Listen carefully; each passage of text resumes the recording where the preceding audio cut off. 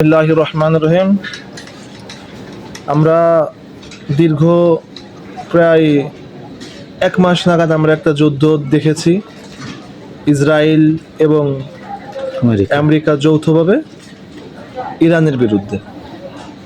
আমরা সেখানে কি দেখতে পেয়েছি যে ইরান, ইসরায়েল এবং আমেরিকা চোখে চোখ রেখে তারা যুদ্ধ চালিয়ে গেছে।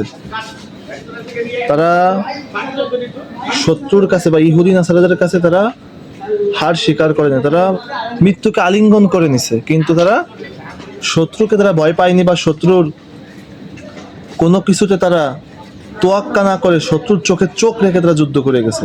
এবং সেই দেশের জনগণের কাছ থেকে আমরা দেখতে পেয়েছি যে সে দেশের জনগণ আসলে তারা আল্লাহ ভীরু, আল্লাহর প্রতি তাকে অটল বিশ্বাস। আমরা বিভিন্ন সংবাদে দেখছি যে বোমা পড়তেছে, কিন্তু তারা সেখানে নামাজরত অবস্থায় তারা সেখান থেকে পলায়ন করে নাই। এবং ইভেন লাস্ট যেদিনকে বেজম্মা ট্রাম্প যেদিনকে ঘোষণা করলো যে আজকে ইরানের শেষ দিন, সেদিনও তারা নারায়ে তাকবীর আল্লাহু আকবার ধ্বনিতে তারা মুখরিত করছে, তারা পলায়ন করে নাই। এবং ইরানের যে সমস্ত নেতা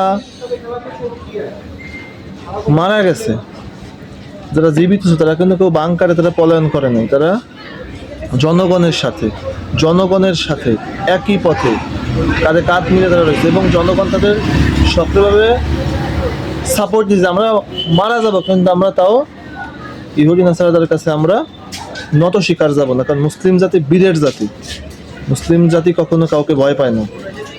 এবং যে পারস্য সাম্রাজ্য সারা বিশ্ব শাসন করছে, এই সময় আমেরিকার জন্ম হয় না, ইসরায়েলের জন্ম নেই, অর্থাৎ তাদের জন্মের আগেই পারস্য বিশ্ব শাসন করছে। অতএব মুসলমানদের কোনো ভয় নাই, এক আল্লাহর পথে চলতে হবে।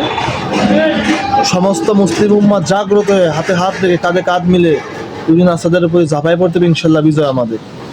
313 জন সাহাবী তাদের ইমানের বলিয়ান হয়ে তারা হাজার হাজার লক্ষ লক্ষ কাফিরের মোকাবেলা করে তারা ইসলামকে আগায় নিয়ে গেছে। ইসলাম সে এখন সারা বিশ্বে প্রচারিত হচ্ছে। এবং ইসলামের পথে আমরা যারা আছি, ইনশাল্লাহ আমরা পথ থেকে সরবো না। আল্লাহর পথে আমরা বিশ্বাস রেখে আমরা ইহুদি নাসরাদের উপর আমরা ঝাঁপিয়ে পড়বো, বিজয় আমাদের আল্লাহ পাক দেবে। কিন্তু অবশ্যই বিজয় হবে একমাত্র আল্লাহর জন্য, কষ্ট আমাদের, বিজয় দেবে একমাত্র আল্লাহ। ইনশাআল্লাহ আমরা সবাই ইসলামের পথে থাকবো, আল্লাহর পথে থাকবো, মুসলিমের পথে থাকবো। কেন কে শিয়া, কে সমক, কে তমক, কে সুন্নি, কে মুন্নি, এইগুলো আমরা দেখবো না।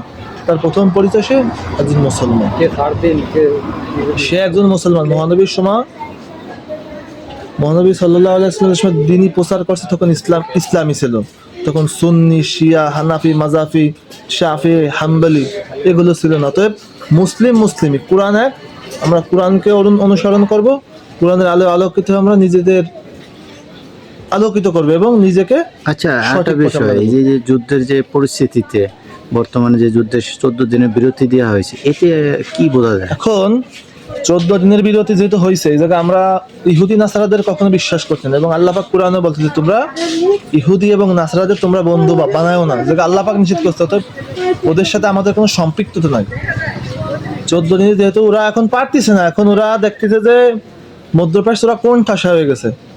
কিন্তু আমরাও চাই যে আমাদের ইরান তো অত শক্তিশালী দেশ না, আমরা চাই যুদ্ধবিরতি শান্তি প্রতিষ্ঠিত হোক এবং সাধারণ মানুষ তারা নিরিবিলি শান্তি সুষ্ঠুভাবে তারা জীবনযাপন করুক, আমরা এটাই চাই। এবং এই 14 দিন আমরা চাই যুদ্ধবিরতিটা সারা জীবনের জন্য হয়ে যাক। এই যুদ্ধবিরতির মাধ্যমে যেন একটা শান্তি প্রতিষ্ঠিত হয় মধ্যপ্রাচ্যে, সমস্ত মুসলিম দেশগুলোর জন্য একটা ঐক্যর পথে থাকতে পারে। আমি আরও আহ্বান করতে চাই আমাদের মুসলিম আরব বিশ্বে যে মুসলিম দেশগুলো আছে, তাদের এই ইহুদি নাসারা স্বজনপ্রীতি বাদ দিতে। ইহুদি নাসারা আমাদেরকে আপন না, আমাদের আপন একমাত্র মুসলিম।